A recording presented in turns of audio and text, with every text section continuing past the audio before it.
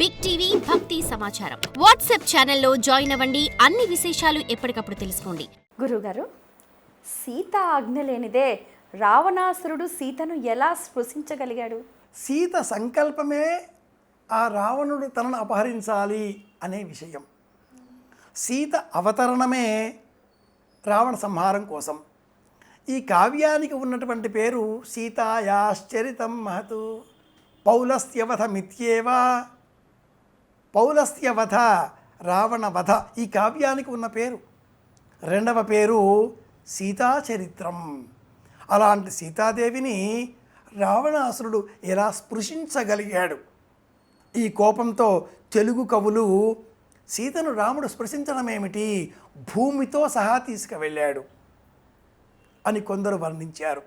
శ్రీరామాయణంలో అలా చెప్పబడలేదు.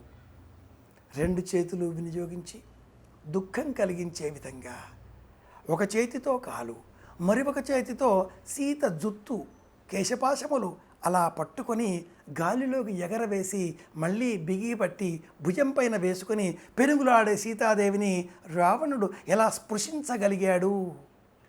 ఈ దృశ్యాన్ని చూచే ఎవరికైనా కూడా రావణుడు కనిపిస్తే ముక్కలు ముక్కలు చెయ్యాలి అన్నంత కోపం రాక మానదు. అలా వచ్చింది కాబట్టే జటాయు యుద్ధం చేశాడు.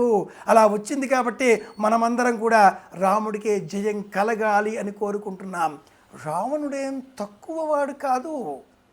బ్రహ్మకు ముని మనమడు, నిత్య శివపూజ దురంధరుడు, జయత్వద భ్రవిభ్రమ భ్రమద్భుజంగమశ్వసద్వినిర్గమత్కరాళ ఇలాంటి గంభీరమైన ఛందస్సుతో శివుడిని స్మరించి, శివుడిని మెప్పించి, ఆత్మలింగాన్ని స్వీకరించి కైలాసాన్ని లేవనెత్తిన మహాధీరుడు, వీరుడు, పరాక్రమశాలి అయిన ఆ రావణుడు జన్మించిన నక్షత్రం పునర్వసు నక్షత్రం.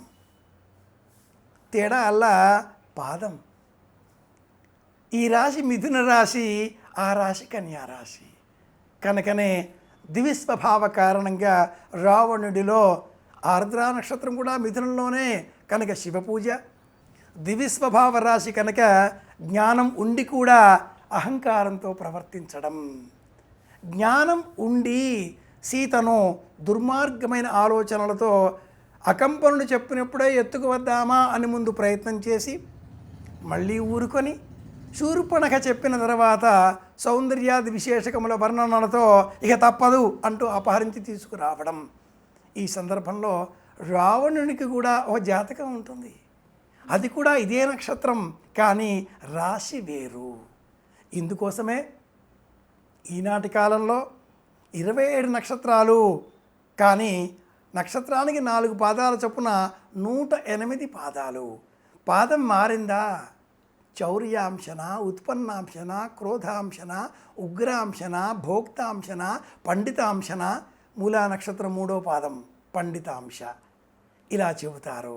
ఒక్కొక్క నక్షత్రానికి ఒక్కొక్క పాదానికి ఒక్కొక్క అర్థం ఉంది. కనుక అంతటి జాతక బలం ఉన్న కారణం చేతనే సీతాదేవిని రావణుడు కూడా స్పృశించగలిగాడు, మనకు ఆగ్రహాన్ని తెప్పించగలిగాడు, తన చావును ఇలా నిర్ణయించుకున్నాడు అని చెప్పాలి.